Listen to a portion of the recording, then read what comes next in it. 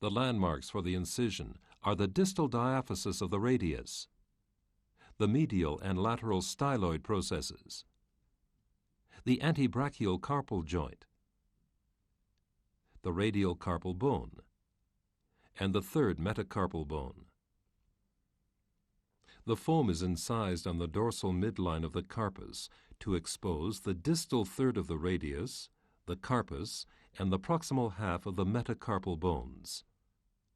In a clinical case, the articular cartilage of the antebrachial carpal joint, the middle carpal joint, and the carpo-metacarpal joint surfaces is thoroughly removed with a bone curette or high-speed burr, following the contours of the bone surfaces.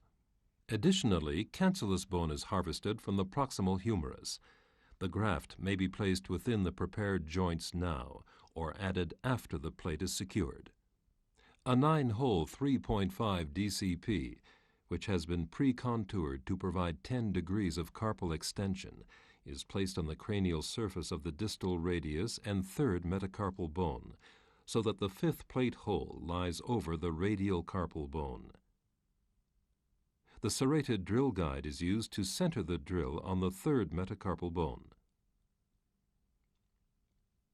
The hole must be verified as centered in the bone. A 3.5 millimeter screw is inserted through the distal plate hole into the third metacarpal bone.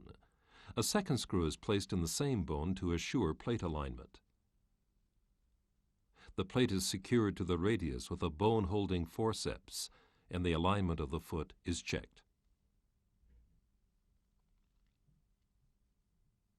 A 3.5 millimeter screw is inserted through the 5th plate hole into the radial carpal bone.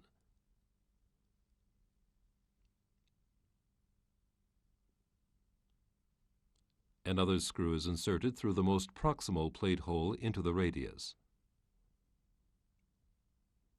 One screw above and one screw below the carpus may be inserted eccentrically to compress the articular surfaces. The remaining plate holes are filled with neutral screws.